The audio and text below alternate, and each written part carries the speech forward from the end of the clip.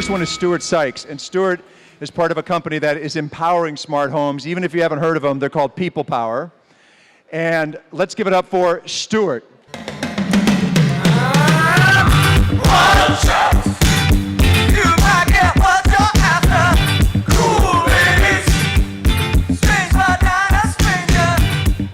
And second is a gentleman who has two jobs. The first one, he founded and runs a company in here in Dallas called Star Power that does home automation and all sorts of big home stuff. But he also happens to be chairman of the organization that produces that little tiny show in Vegas called CES. Maybe you've heard of it. Please give it up for Dan Pigeon.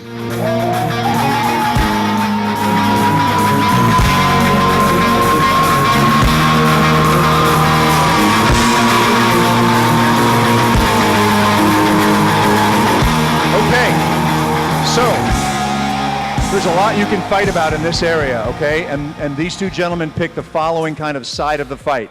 And it's about who's control again, all right? Who is controlling the smart home? Is it going to be the ISP, the internet service provider that runs the pipe?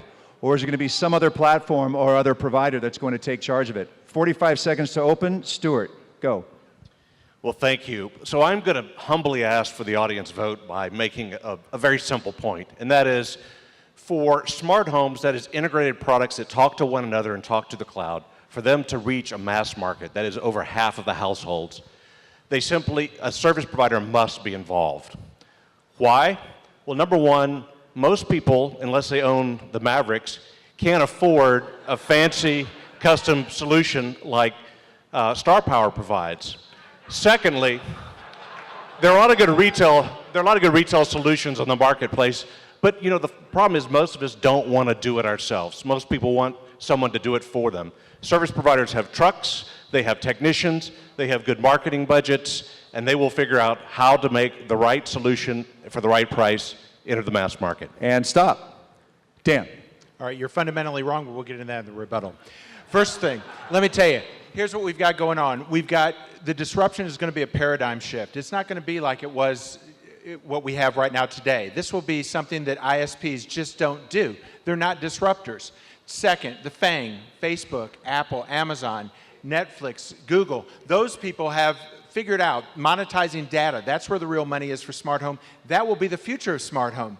They will either be the disruptor or they'll figure out a way to capitalize the disruptor. And last but not least, nobody likes the ISP. Survey after survey after survey shows you they are dead last. They are dead last in customer satisfaction. They're dead last in customer trust. Nobody wants them. 500,000 people in Q1 of this year abandoned them. They're not coming back. Here's the reality, a disruptor will take over. I'm just going to interject something so you guys know. You may have heard the first two fights, a little kissing up to AT&T. That proves I did not make this happen. He took the exact opposite side. Sorry about that, Mo. 30-second rebuttal, Stuart. Well, Dan, I admit I don't like to pay AT&T any more money than I do. But let me give you a couple facts. First of all, two words, DVR and Wi-Fi.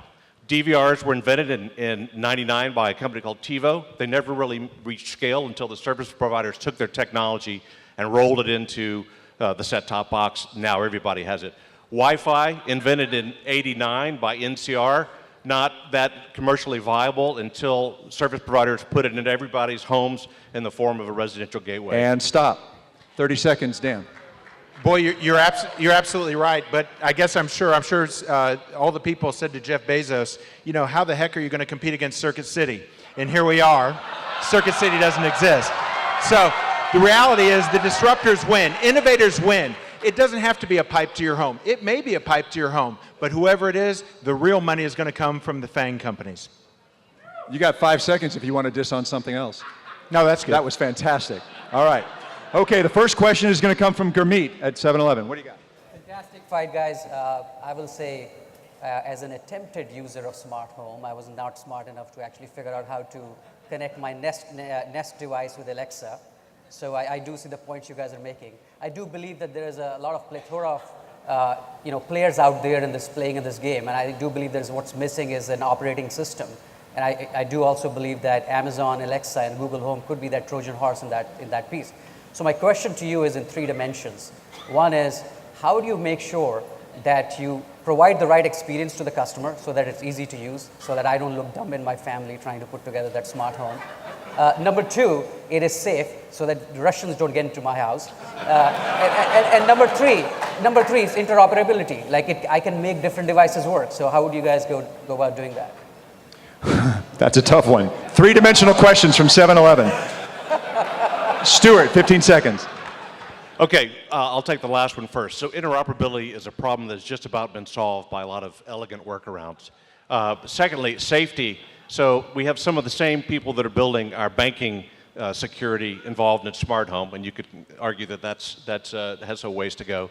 But in terms of ease of use, I work for a company that's building an artificial intelligence-driven platform that is designed to be so smart that you don't have to do much with it once you install it. And stop. Dan. Interoperability is obviously the big key factor here. That's the real opportunity, though, right? I mean, that's where these innovators will step in. They're already doing it. You're already seeing pieces of that come together. We work in a world of Crestron. That's where kind of we live. But that's not necessarily where the world is going to live. So you're right. There is that opportunity, but it's already happening. You're seeing it in medical right now. Medical devices are being innovated, and all of this ecosystem will be brought together only by innovators. It won't be by ISPs. It won't be by legacy companies. It'll be new players on the block. All right, and stop. Andrew, you have a jump ball question. Anybody? Mark? Question. What's the impact of mesh networks on the smart home? I think they can absolutely be great for it. I mean, I think that mesh networks is one innovation that works. I think there's 5G. There's all sorts of things. There's 6G, 7G, whatever comes out after that. There's all sorts of things that have yet to be discovered yet that we don't really know. I mean, one of the things that I got to do that was really exciting is I got to really go see these companies in their infancy. I got to watch them work and create, and part of the innovators that are here tonight are actually building things that are going to make a difference. So mesh network is just one of those things. And stop. Your rebuttal. 15. Yeah, agreed. There are more interesting technologies coming on into the market now. In the next 5 years, we're going to be blown away by the degree of sophistication of the products that we'll see available to us. The service providers will lag because it has to be safe before they implement it. So they won't adopt the bleeding edge, but they will have the stable, easy-to-use products that grandmother can use safely. All right, guys, and that is the fight.